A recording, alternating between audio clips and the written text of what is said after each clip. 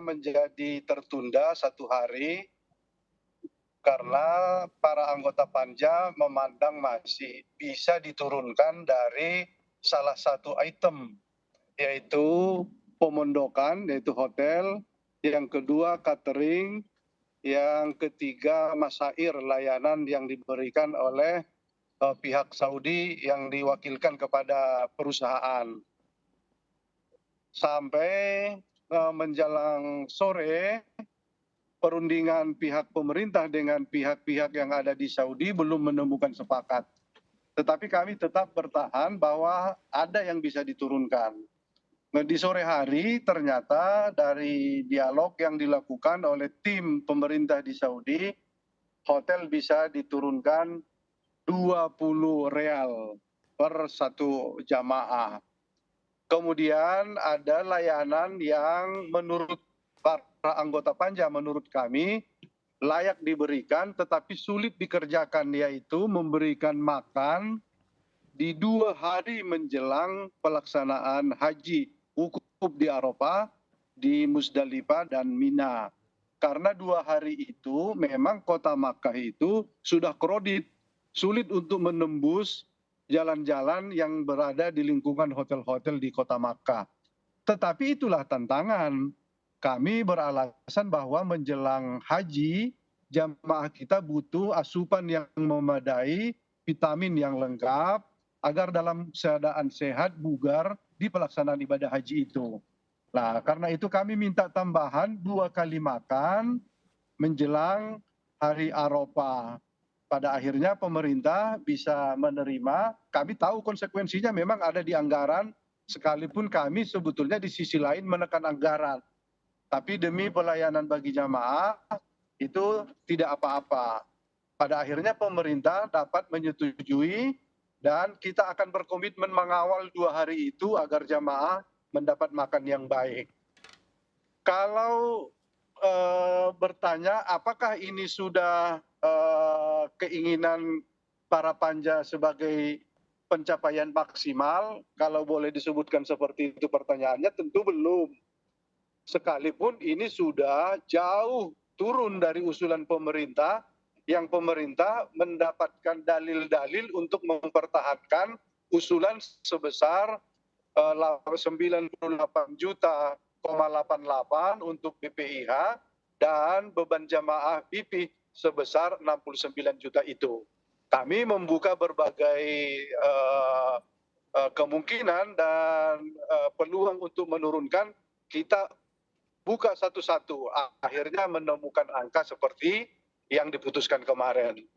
Pertanyaannya, apakah besaran yang diputuskan itu 49 juta menjadi berat bagi jamaah? Tentu masih ada yang berat karena masih melunasi di atas 23 juta dari setoran awalnya. Tapi dibanding dengan usulan pemerintah tentu itu sudah jauh lebih murah.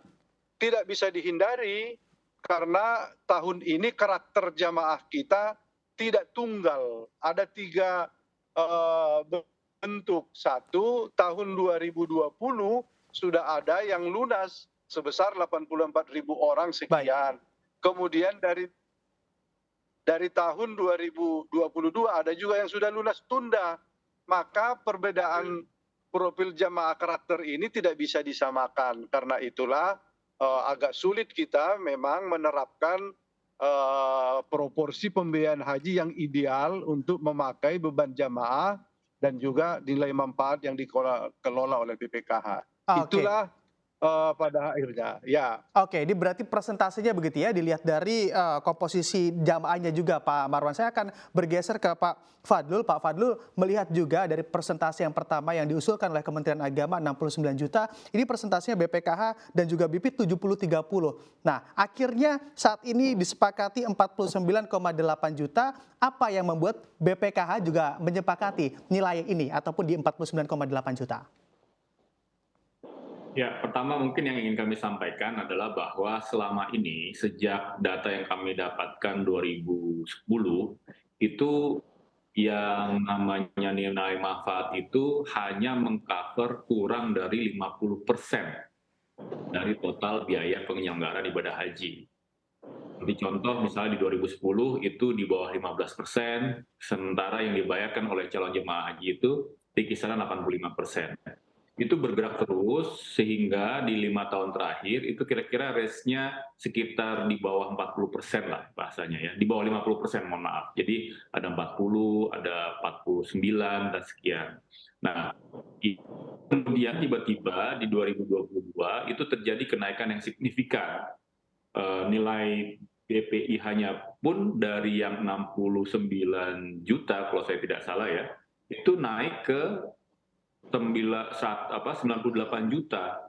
Nah itu kan ada kenaikan sekitar 20 jutaan yang signifikan dari 2019 terakhir berangkat haji ke 2022. Namun pada 2022 karena keputusan untuk adanya biaya masyair yang naik sebesar 20 jutaan itu kemudian harus ditelan ya bulan-bulan pada tahun 2022 sehingga di 2023 ini adalah waktunya kita untuk melakukan penyesuaian sehingga itulah makanya kenapa kita mengusulkan kemudian pemerintah mengusulkan biaya nilai manfaat dan dibayarkan oleh jemaah haji itu 70-30. Namun kondisi diskusi yang selama kurang lebih 2 minggu ini antara Komisi 8, kemudian BPKH dan tentunya saja Kementerian Agama ada penurunan dari 98 ke 90 juta. Nah inilah kemudian kenapa kalau ditanya kenapa kemudian porsinya menjadi tinggal di bawah 50 juta ya karena otomatis dengan turunnya BPIH itu maka beban terhadap nilai manfaat pastinya akan turun. Nah, kami rasa di angka 49 juta atau minimal lebih besar biaya yang dibayarkan oleh calon jemaah haji dibandingkan dengan nilai manfaatnya ini adalah sudah merupakan negosiasi dan solusi yang terbaik bagi seluruh pihak, baik pihak yang calon jemaah haji yang berangkat pada hari ini, pada tahun ini, maupun waiting list yang totalnya sekitar 5,2 juta calon jemaah haji.